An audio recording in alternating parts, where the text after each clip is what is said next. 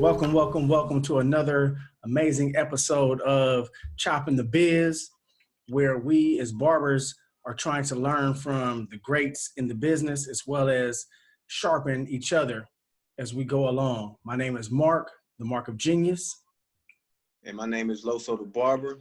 And with us today, we have Jack Clardy, a gentleman who I respect and love.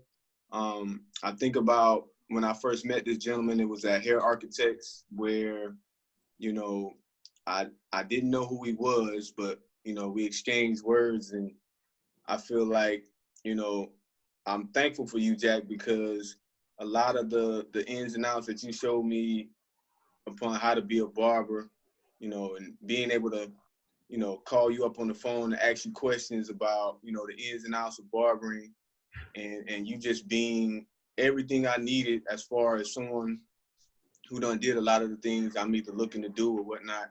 I'm very grateful and thankful that I met you that day in Hair Architects, man. And there's always love when we talk. There's always laughter. There's always good vibes. And man, I'm so grateful for you, man, because I needed a mentor like you, and I feel like you've been great to me, man. So it's only right that I continue to be good to you, man. But I'm very grateful and thankful for you, man. I just wanted to put that out in the atmosphere. I appreciate that, my brother. My guy. So getting started, got some quick questions for you, Mr. Jack. First of all, we're gonna do a moment of silence for Miss Ella, who we found out and was notified that she was passed away today. So we're gonna do a moment of silence for her real quick.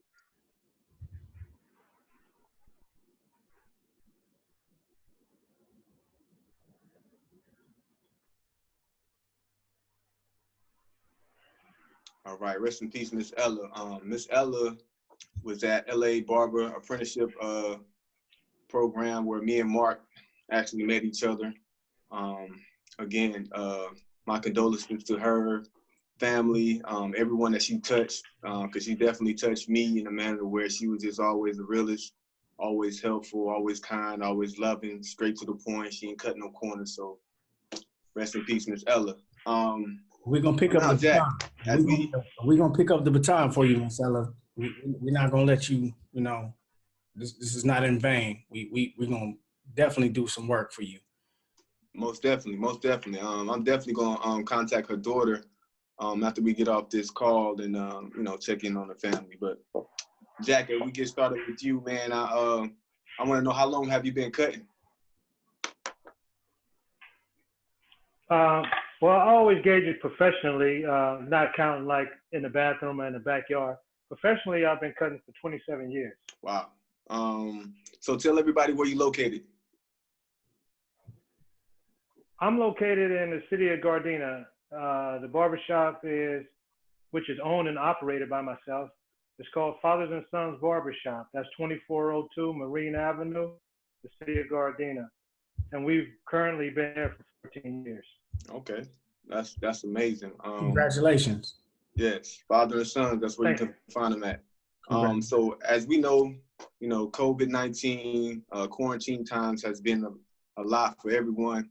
So what I want to ask you is, what are some of the things you've done to, stay motivated during these trying times? Well, one of the things is to, of course, try to prioritize the hours in the day and stay as regimented as possible. You kind of want to continue your same patterns as waking up at the same time and preferably going to sleep at the same time, so that you kind of build that consistency. So when we do go back to work, you're able to kind of transition into it a little bit more smoothly, as opposed to kind of sitting around and becoming depressed or disenchanted. And then you start to gain weight and lose your focus and your initiative to actually get ready to get back to work when it actually clears up and we get all clear. So you kind of have to wake up.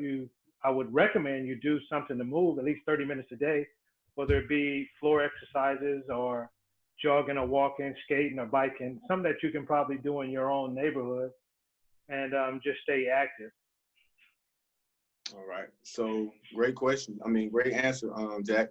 Another thing is COVID-19, quarantine times. What has it taught you about yourself? Well, what it's taught me is that you have to stay prepared because we're unable to anticipate something like this. Yeah, you can think about it, but in the entire time of me cutting hair for 27 years professionally, I haven't experienced anything like this.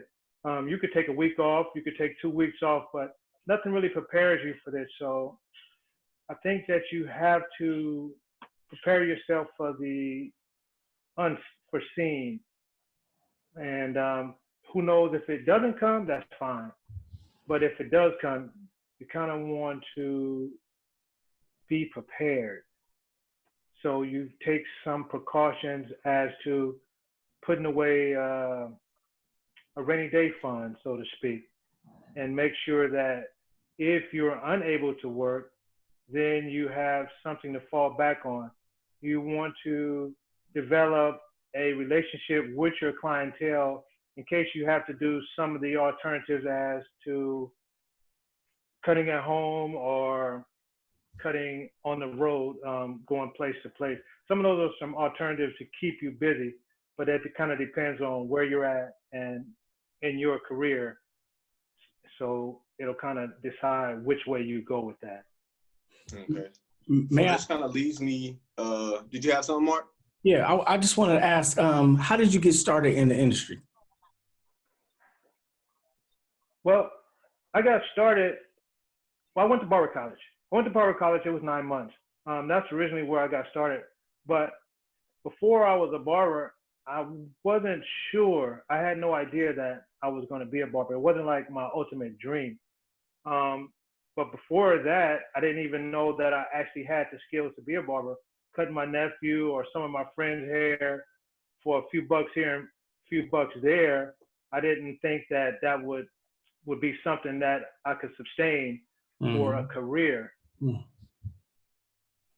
So I kind of just fell into it. And basically, the main thing that interested me at the time that I decided to go that way was the money. And at that time, we're talking about $8 to $10 a haircut. But I would go to barbershops every week, and I would see lines of 15 people lined up, and I started to kind of do the math and say, hey, man, you know, this is something that's starting to happen. Dollars make sense. Yeah, the dollars actually make sense. Dollars make sense.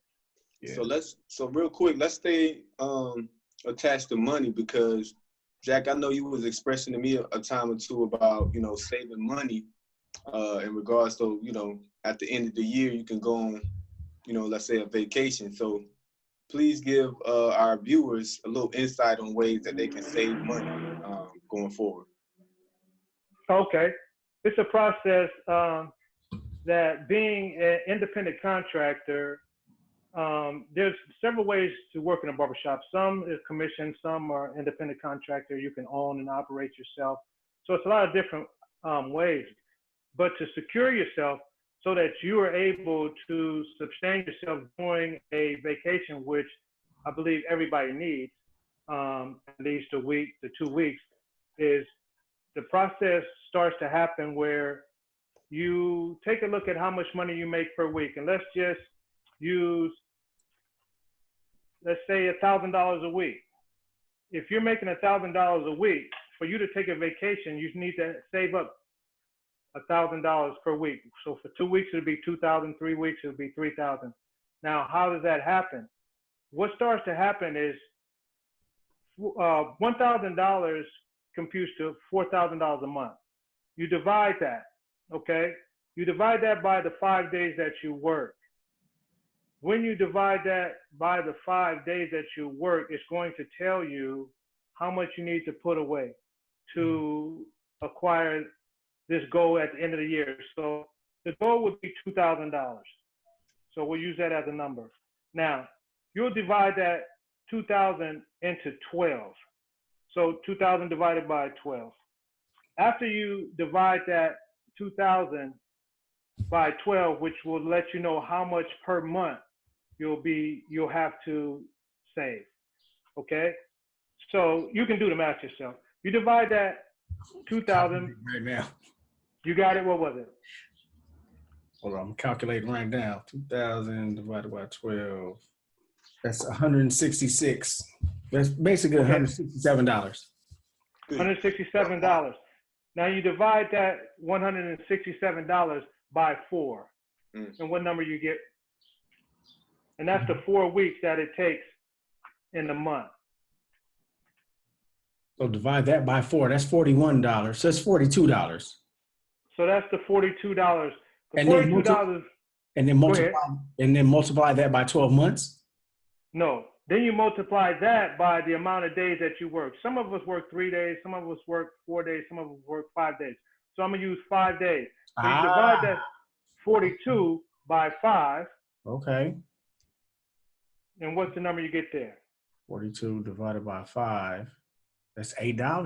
8.5. And now what you have to put away is $8.50. $8.50 a day for a year to get to that 2,000 at the end of the year, which will give you your 2 weeks vacation. Wow. And you can take the 2 weeks, still have the $2,000, which you would make in those 2 weeks available to you. And that's at $8.50 a day. That's a great formula and a concept. However, now in these days and age, we have to filter in inflation as well as the fact that you'll be off, and not just is this the travel cost, which you're going to pay for when you're out of town. You got to pay for when you're out of town, like in town and out of town, if that makes sense. So no, it does. Yeah, so because your bills are not going to stop when you leave town. Right. However, you still have to pay for what you're traveling for. So there's an inflation cost too. So I like what you're saying. It makes perfect sense. Right, and the amount that so inflation now. So that $8.50 probably goes to like $13.50 now. Well, it could go to $13.50 if your goal is to. We're talking about if you make $1,000 a week. Yeah, okay. Yeah. What the $1,000 does is you will normally save. Let's just say you make $250 in that day.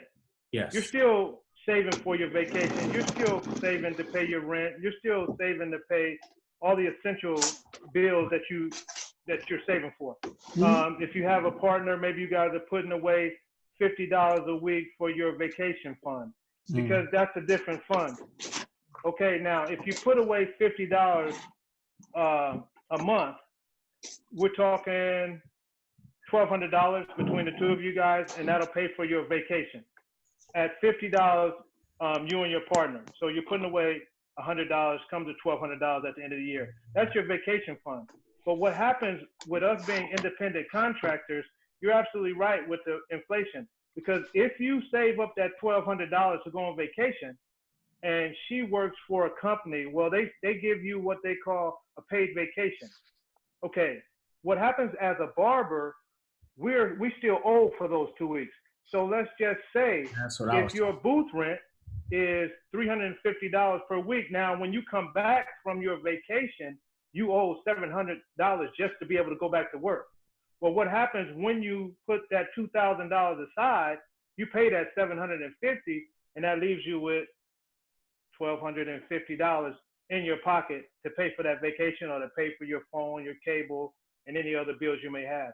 So basically, that's kind of what that's set up to do. But your own vacation fund would naturally be the money you save for a vacation, the money you apply toward a cruise, which will be paid for at that time. So basically, you separate and you have different pools. It actually pays for you to have a 2-week vacation if you decide to stay at home. Now, if you decide to do anything else, then you kind of have to put that aside as well. Well said. I hope that answers that question. Well said. No, well said. Thank you. Yeah, that was very extensive, Jack, and I feel like the viewers can definitely take a liking to that because it's well explained. But which leads me to my next question is, what do you feel has changed in the barber game from when you started to current? Me personally, of course, it's the money. The money is a lot different. It's kind of tripled since I've been there, since I began. I think that the barbers are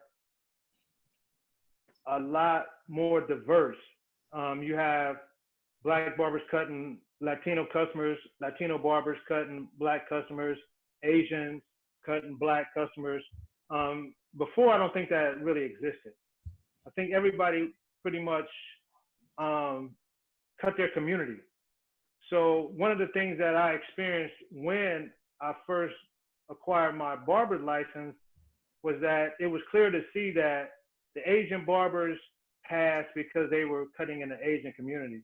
The Black barbers passed because they were cutting in the Black community, and the white barbers passed because they were cutting in the white community. So what I saw was that some of the barbers weren't as skilled, and they passed because white didn't want Blacks coming to their community for haircuts. So they made sure that they passed a certain amount of Blacks, Latinos, Asians to kind of handle their area. Now I see a lot of the barbers today that are more skilled and more diverse that can kind of flow into all different areas of the business. Nice. So I think that the barbers of today are much better prepared. Wow. Skill set wise. Skill set wise, yes. But there's a thing that's called practical versus theory. The first part that I was explaining about the numbers would apply to theory. That's the theory of barbering. That's being efficient, being to work more consistently. Like if you're going to work 4 days, if you choose to go Tuesday, Thursday, Friday, Saturday, stay Tuesday, Thursday, Friday, Saturday. That has to do with the theory, and that has to do with the numbers. Because what I've seen is I've seen barbers stay in the business for years, and I don't think that they're practical, meaning that their skill level was up to par to someone else that I would see that I would go, wow, that dude can really cut, versus someone who I think that, man, this dude is tearing everybody up. He's terrible. But that guy, because of his consistency, which is based on his theory of barbering, had consistent customers because he was there when they needed it. When they were needed him for a lunch break, he was there. So what he was able to do was to gauge when his customers was there and be there for them. So some of the young barbers today will flip it the other way. Because of their skill level, they will choose to say, the customers will wait on me. I think that's one of the things that are different today, as opposed to learning the time frame, being available, and handling the business when it comes.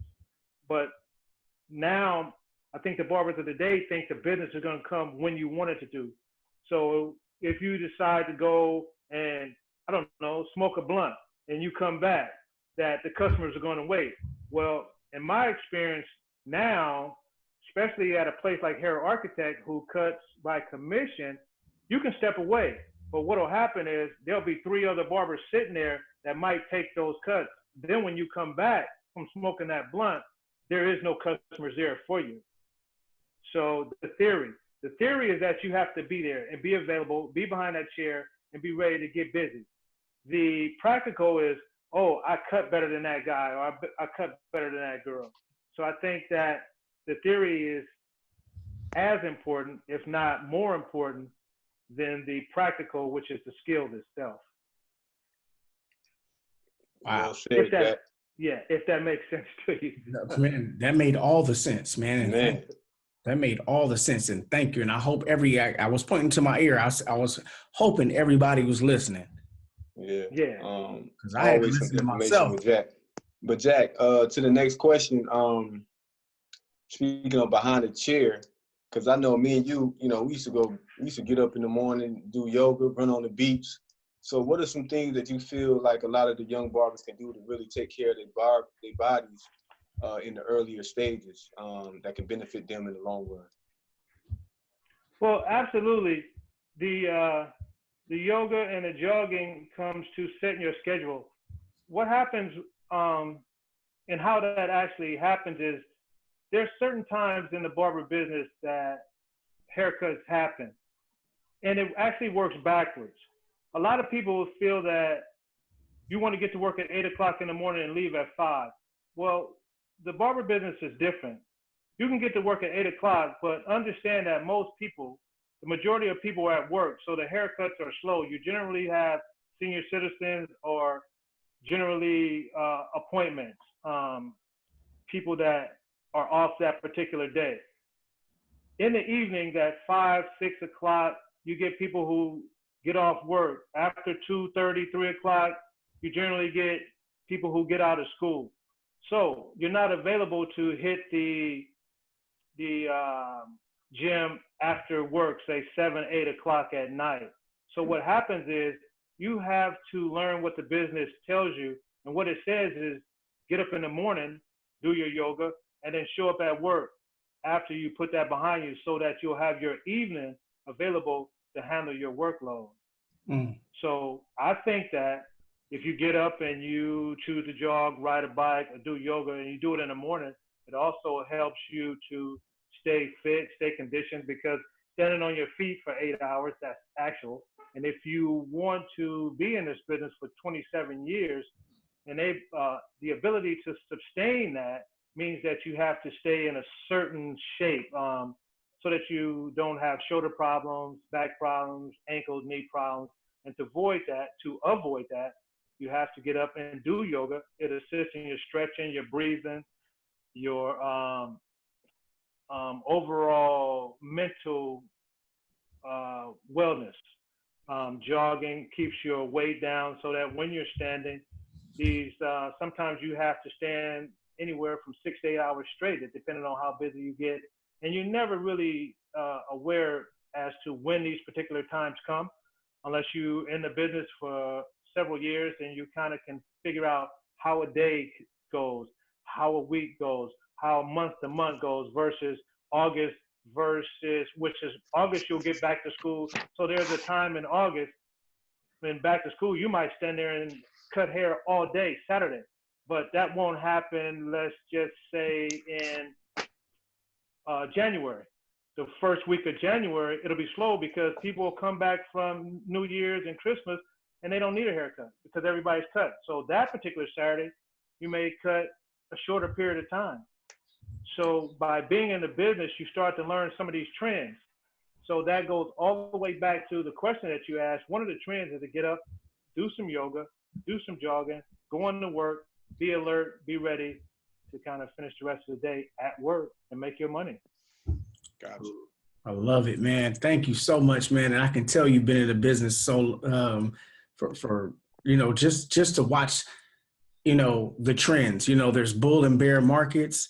There's waves. You can ride the wave or you can experience the current, whatever it is. But everything you're saying is just so on point because I've been in the business so long now too that I've been able to witness this. Timing, scheduling, and then knowing your body and taking care of your body is what you're saying. Absolutely. Yes. Okay. And then absolutely. And then also that also works into the financial part of it too, because you got to know when to stack up and then save up.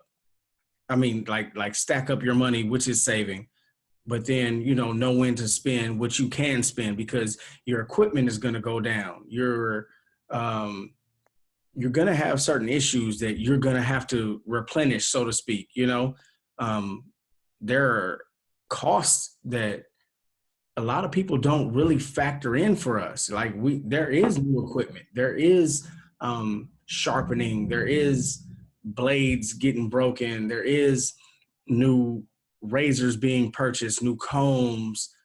There's so many things that people don't factor in for us, taxes and things of that matter. So how do you factor in those prices into your pricing? Those costs, costs into your pricing. Yeah, and that's excellent. And that was one of the things that when me and Carlos met, one of the questions that he kind of was interested in. And that goes back to like when you have good and bad days, you have good and bad months. what happens is you set aside these particular, and I would just use for an example, an envelope. So that when you have a big day versus a bad day, you budget yourself. And there's simple budgets that you have to track when you're in your first year or your first week or your first month. Something as simple as when you eat and you go to lunch and you spend $12 for lunch. You spend that $12 for lunch 5 days, it turns into $50. Okay, that $50, you look at 4 weeks, that turns into $200 a month. Well, the next month, what you have to do is budget yourself. You know you have $200 in that month to eat lunch. Well, one of the things that you could use is you can shop, go shopping and prepare your meals for that particular month so that when you take your lunch to work, and it seems kind of, well, old school, when you see somebody bringing a lunch or bringing a sack lunch or something like that, and they're not necessarily going to Chick-fil-A or any place, whatever your favorite might be. Well, that $50 a week, and you go to the market, that $50 may turn into $100, which covers lunch for a whole month, which all of a sudden now you have an extra $100 in your pocket. So when you look at different areas, as we talked about the $2,000 at the end of the year so you can take 2 weeks off. It's the same formula that applies when you budget yourself, a good day versus bad day. If $850 goes toward my vacation, then maybe $10 will go toward my, well, in this case, it would go toward my supplies. So at the end of the year, you would come up with, if you're putting $10 a day for your supplies, you wind up at $4 a day, a $40 a week, because I work 4 days. So you wind up with a $40 week. You put that $40 times 4, which turns into $160 at the end of the month. What happens is that if you have supplies that you have to buy that month, they can go over or above that. Now, if they go under, what happens is you do it for another month. That second month turns into $320. So the further you can go without having to spend, it builds up. Then when something does happen, you take the money from that pot and spend it on your supplies. So basically what happens is you start to build your own kitty, your own emergency kitty. And that starts to budget yourself. So when you have a big day, let's just say a big day or average day for some people, you say you make $300 a day. Well, that's not $300 because if you put the 8 away here, you put the 10 away there, you put the $50 for booth rent there, you might wind up with, when you walk away, $100 in your pocket. You might put $20 in your tank. Well, in real money, you might walk away with $40, which is clear. That's actually your money. The rest of it covers your bills. So tomorrow, whether you go to work or not, whether you have a big day or a slow day, everything's covered. So basically, when you have a $300 day versus a $40 day, the only budget you're looking to pay for is that $8 that you pay every day for the end of the month, that $12 that you pay for your supplies just in case. So basically, when you go to work, you're not thinking about having a big day or a bad day. You're thinking about going to work. Anything over and above this $20 or $30 is plus money. I like that. I like that. So you just learn to separate it. And if that makes sense. It makes all the sense, man. It makes all the sense. That's great. Thank you. It leads to my next question, which probably be the last one if Mark doesn't have one. What do you feel is the ideal barber? What are some of the characteristics you must have to be a successful barber in this industry going forward? Well, there's a lot of different ways to be successful. And today, one of the things that I'm finding out with, which is a lot different than when I started, is you guys' ability for this social media, for outlets such as this one. I think you can find a lot of success in social media and how you manage that. and how you're able to promote yourself. I think that's a really big advantage. What I see when I come, and if I come to a new location, maybe there's people who might be intimidated or not intimidated, because that happens a lot in our field. Some of the people that I tend to notice is someone who's consistent. When I see someone whose their work area looks consistent, look for some small things like is their station kind of regimented. I kind of look to see if they are consistently cutting clients in 20 minutes, 30 minutes, or 45 minutes. When I think a good barber has to be real consistent in terms of minutes.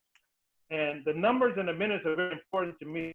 Now, how that breaks down is when I see somebody who's really making money, as opposed to I see somebody who's very good at designs or their skills, what I want to look at and what I think is successful is when I see someone being consistent as to the minutes. And how that works. Let's just say it's a $30 haircut. Now, if it takes you an hour, you make $30 an hour. So what you have to do is you got to cut the haircut down into 2 haircuts in that hour to bring yourself up to $60 an hour. And then if you get even better than that, you want to cut yourself down to 20 minutes a haircut, which means you're making $90 an hour. Once you go beyond that, then you start to lose money. If you're making $30 an hour and then it takes you an hour and 15 minutes, well, now you kind of cut it down. You're making like $20 an hour. And you're only able in an 8-hour day to do less than 8 haircuts. So when I see someone able to put in 3 haircuts an hour over an 8-hour day, we're looking at 24 haircuts in an 8-hour day. That's someone who's going to be successful to me.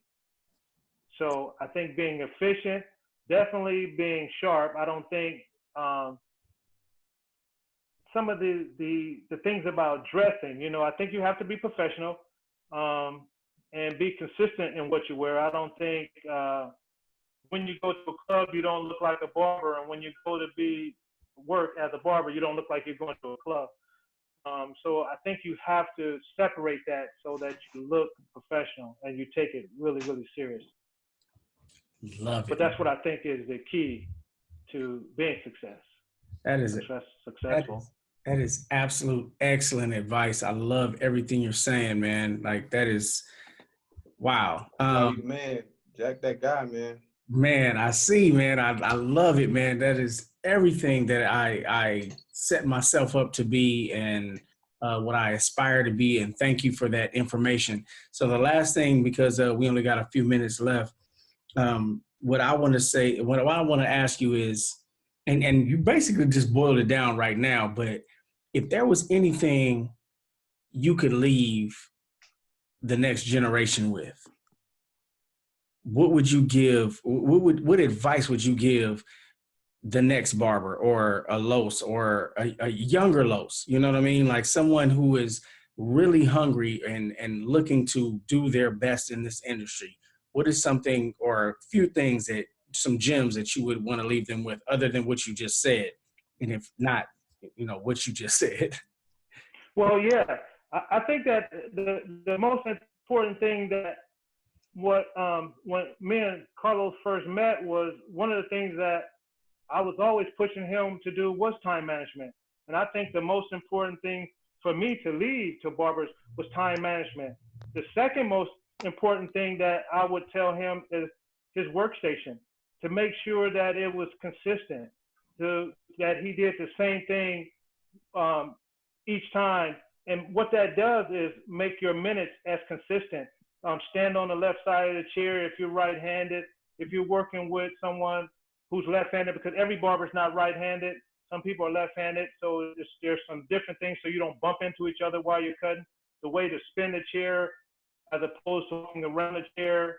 You say steps. You kind of want to use your equipment by spinning it. You don't want to be bending over your client. like you're cutting in a bathroom, you use the equipment you have. So you raise the chair up, you let the chair down, spin it to the left, you spin it to the right, and you stand in one position.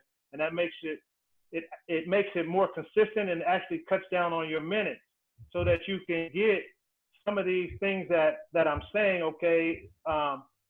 One of the things that when I first saw Carlos and I would watch him cut, he would think I was watching his cut. And a lot of times I was timing his cuts so that what I would come back to him and say, well, you got to speed that thing up. Or I would say, it's time to get him out of the chair, because Carlos, like a lot of barbers that I meet, are perfectionists. Yes, that's right. And that's what I would kind of say so that the cutter didn't really be talking about, dude, you handcuff him, you got to let him go. You got to let him go, which means you got to get that done in that time zone and get it out the way. And then as he got better, he would bring it under 45 minutes to 30 minutes to 20 minutes, which started increasing his money within the same time that he has available. Then he can set his lunch up and say, I'll be out of here at 1, I'll be back at 2, you be here at 2, you be here at 2:30, you be here at 3, and now it starts to set up barbering, what's possible and what's impossible. Beautiful, man. That is beautiful, man. Thank you so much for being you. Thank you for your time today. Thank you for your advice and your wisdom. And we look forward to having you on again sooner than later, man. True. Yeah, we're going to put some more questions together for you because we got to pick that brain, man. That is beautiful, man. Thank you so much, man. Oh, my pleasure, brother. I really enjoyed it. Always a pleasure. Yeah. All right, man. We're going to check in with you soon, man. This is another dope episode of Chopping the Biz. And, you know, the business of barbering is bigger than us. So, and we got to pass it on. So it's a blessing to have all these generations working together for the collective. And this has been another amazing conversation. And we hope you learned something. Please subscribe. Please comment. And let us know what you think and what you want to know more, you know, learning down the line. So thank you all for listening. Thank you all for being here, and be blessed. Good stuff, gentlemen. Good job, y'all. Salute.